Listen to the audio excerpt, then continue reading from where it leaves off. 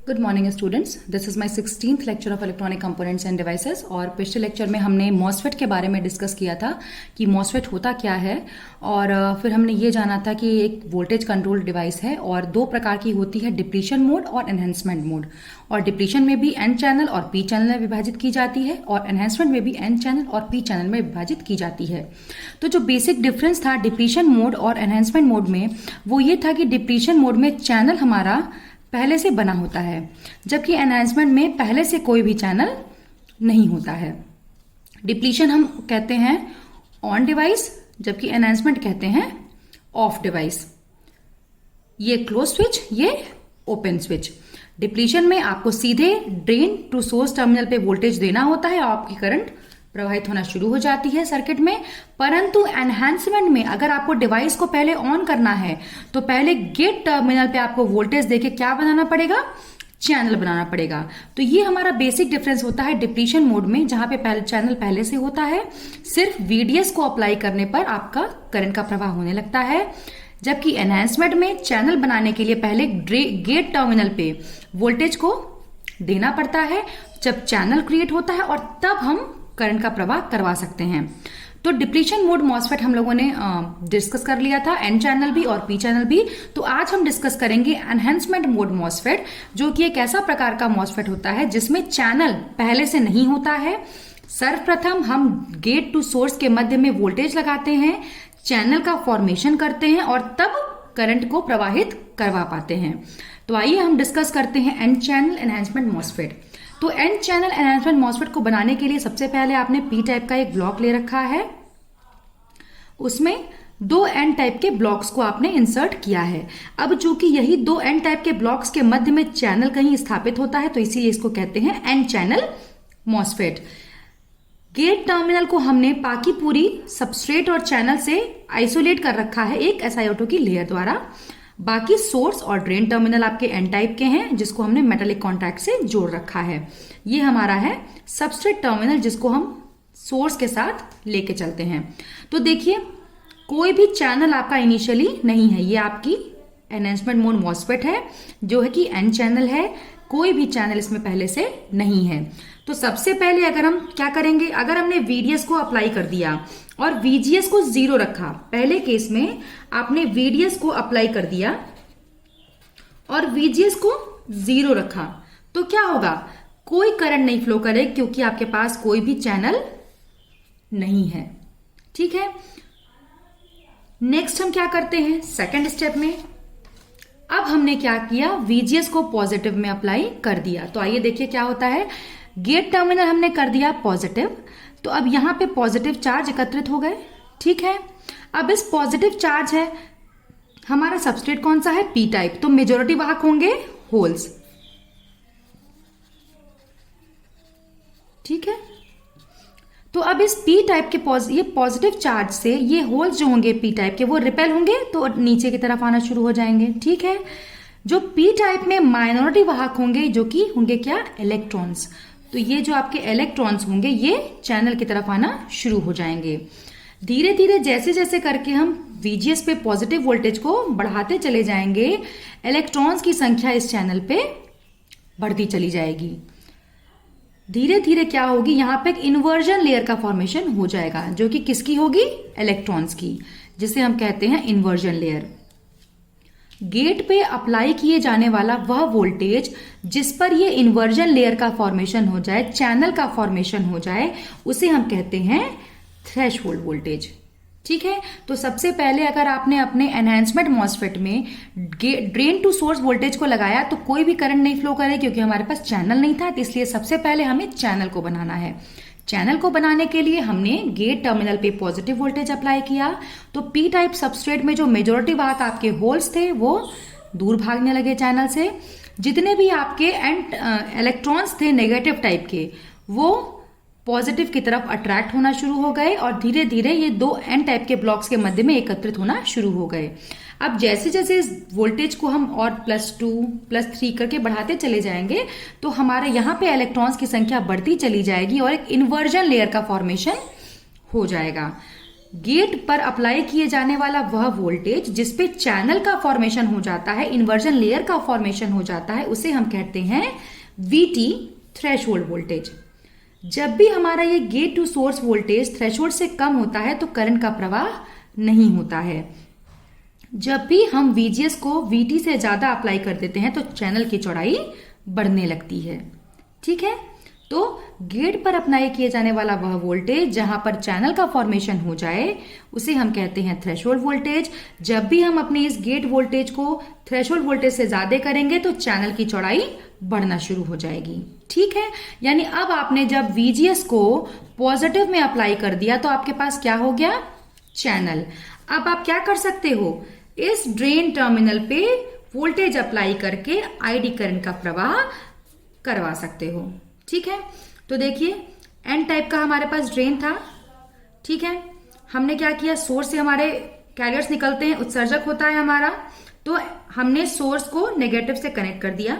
ठीक है, अब देखिए आप ये ध्यान रखिए कि चैनल तो आपके पास है, परंतु चैनल के साथ साथ 2 PN जंक्शन है जिसके साथ उनकी ये क्या है, एक डिप्लीशन लेयर है। ठीक है, डिप्लीशन लेयर। हमने सोर्स को नेगेटिव से कनेक्ट किया। ठीक है, सोर्स हमारा N टाइप का था, इलेक्ट्रॉन्स की संख्या थी, नेगेटिव से रिपेल होकर इलेक्ट्रॉन्स कहां जाना शुरू करेंगे, सोर्स से ड्रेन की तरफ जाना शुरू करेंगे, आपकी ID धारा बहना शुरू हो जाएगी, जिसको हम ग्राफ में यूं शो करते हैं। ये जो सेक्शन होता है, जब आपकी ID को देने पर ड्रेन धारा बढ़ना शुरू हो जाती है। ठीक है, फिर अब एक नियत वोल्टेज तक तो आपकी ड्रेन धारा बढ़ना शुरू हो जाएगी, परंतु एक चीज आप गौर कीजिए कि आपका जो ड्रेन टर्मिनल है वो ज्यादा रिवर्स बायस है as compare to source terminal, क्योंकि N को हमने पॉजिटिव से कनेक्ट किया है। तो इस PN जंक्शन की जो डिप्लीशन रीजन की चौड़ाई है वो क्या हो जाएगी, बढ़ना शुरू हो जाएगी। समझ में आ रही है बात, कि हमने इस N टाइप के टर्मिनल को पॉजिटिव से कनेक्ट किया है तो ये हमारा PN जंक्शन क्या हो गया है, रिवर्स बायस हो गया है। तो हमारी इधर ड्रेन हमारा ज्यादा रिवर्स बायस हो रहा है, तो हमारी जो डिप्लीशन रीजन की चौड़ाई है वो कुछ यूं बढ़ना शुरू हो जाएगी।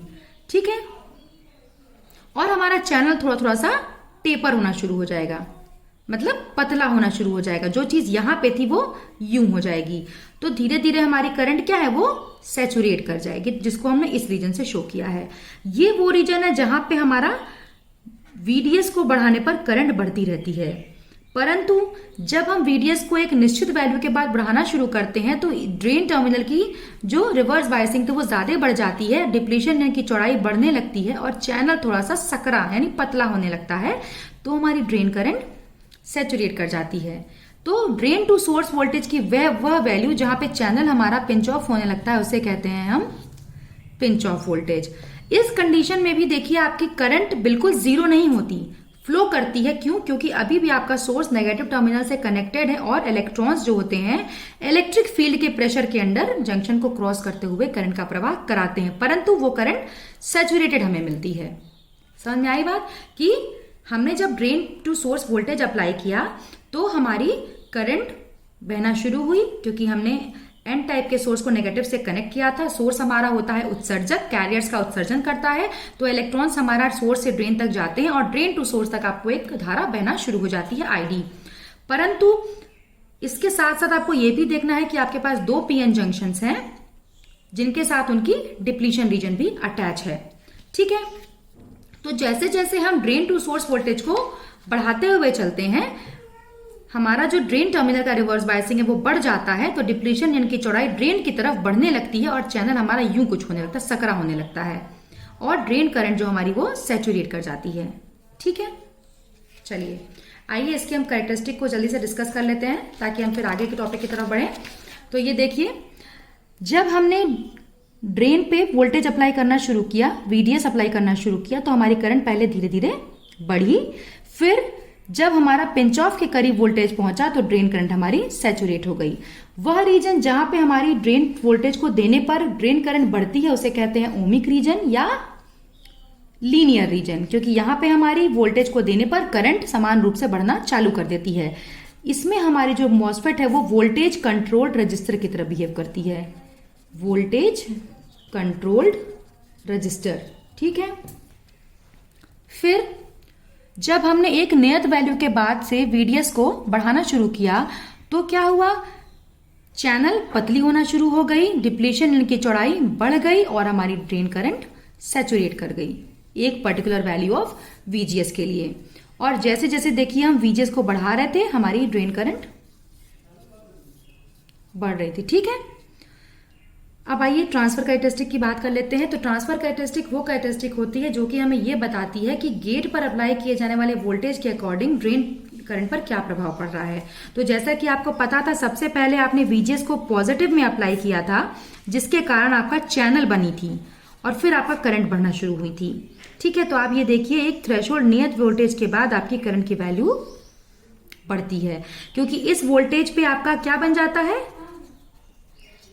चैनल बन जाता है और चैनल बनने के बाद आपकी करंट की वैल्यू बढ़ना शुरू हो जाती है। ठीक है, चलिए अब नेक्स्ट बढ़ते हैं हम पी चैनल एनहांसमेंट मॉसफेट की तरफ। तो पी चैनल एनहांसमेंट मॉसफेट में आप पहले कंस्ट्रक्शन देख लीजिए। तो इसमें हम क्या करते हैं, एक बड़ा सा एन टाइप का ब्लॉक लेते हैं, उसमें 2 आइलैंड्स हम पी टाइप के रखते हैं। अब इन्हीं 2 पी टाइप के आइलैंड्स के मध्य में चैनल का क्रिएशन होता है, इसीलिए कहते हैं पी चैनल। ये हमारा गेट टर्मिनल जिसको हमने क्या किया है, सेपरेट कर रखा है, अलग कर रखा है, किससे, चैनल से और सबस्ट्रेट से SiO2 की लेयर के द्वारा। तो ये हमारा इंसुलेट रहता है। अब ये हमारा है मेटालिक कॉन्टैक्ट जिसपे हम टर्मिनल्स को अटैच करते हैं। तो जैसा कि आपको पता है एनहांसमेंट मोड मॉसफेट में कोई भी चैनल पहले से नहीं बना होता है, हमें VGS पे वोल्टेज अप्लाई करने के बाद चैनल मिलता है। तो हम सबसे पहले क्या करेंगे, गेट टर्मिनल पे वोल्टेज अप्लाई करेंगे।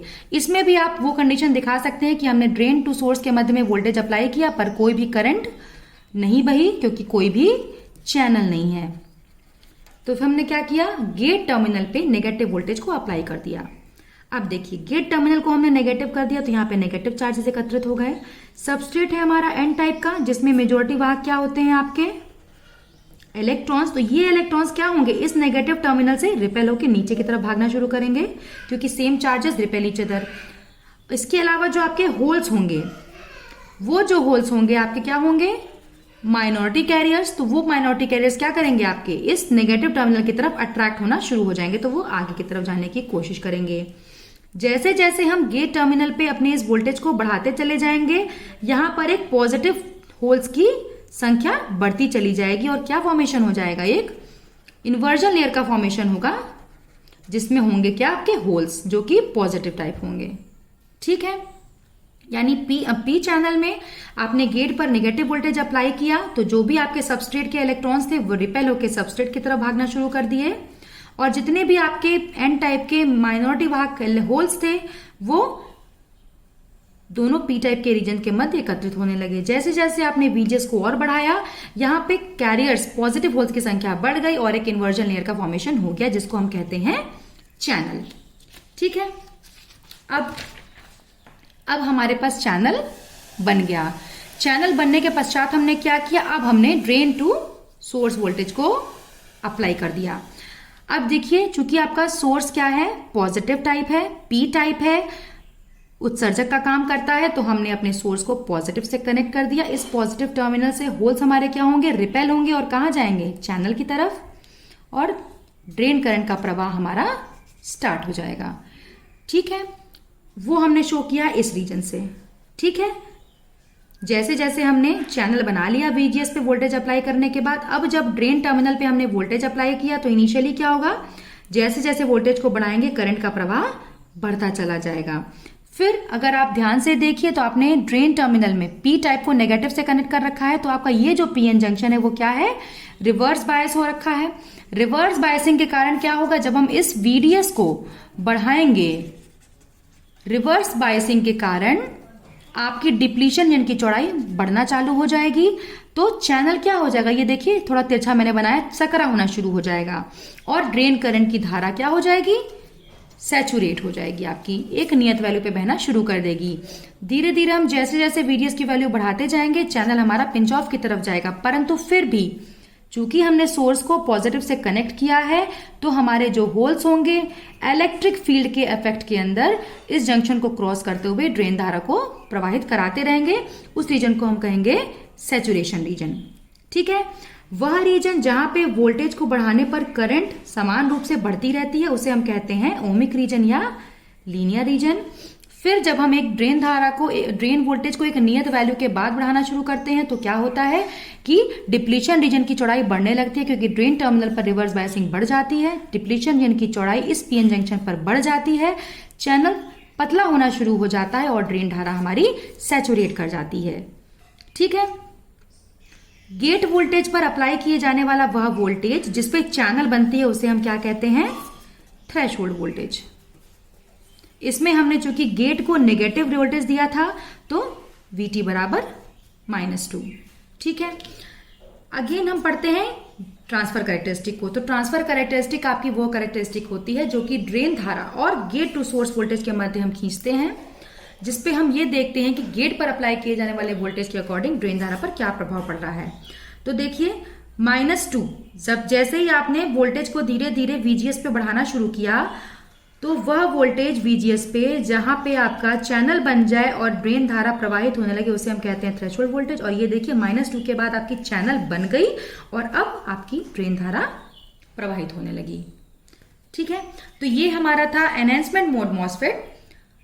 तो आई होप सो आपको डिप्लीशन और एनहेंसमेंट के बीच के अंतर को आपने समझ लिया होगा कि डिप्लीशन और एनहेंसमेंट मोड में अंतर क्या होता है और आपको चीजें काफी हद तक क्लियर हो गई होंगी। तो आइए मैं आपको थोड़ा बहुत जल्दी समझा देती हूँ, एक जिस्ट दे देती हूँ ताकि आपको हमेशा याद रहे। डिप्लीशन मोड में चैनल आपका पहले से बना होता है, एनहेंसमेंट मोड में कोई भी चैनल नहीं होता है। ठीक है, डिप्लीशन मोड में आपको डिप्लीशन मोड में आपको सीधे VDS अप्लाई करना होता है और ड्रेन धारा बहने लगती है, जबकि एनहेंसमेंट में आपको पहले VGS को देना पड़ता है, तब चैनल बनती है और तब आपको VDS अप्लाई करके ड्रेन धारा का प्रवाह प्राप्त होता है। ठीक है, डिप्लीशन मोड की डिवाइसेस जनरली ऑन रहती हैं जबकि एनहेंसमेंट मोड की डिवाइसेस ऑफ कहलाती हैं। इनको हम क्लोज्ड स्विच भी कहते हैं, इनको हम ओपन स्विच कहते हैं।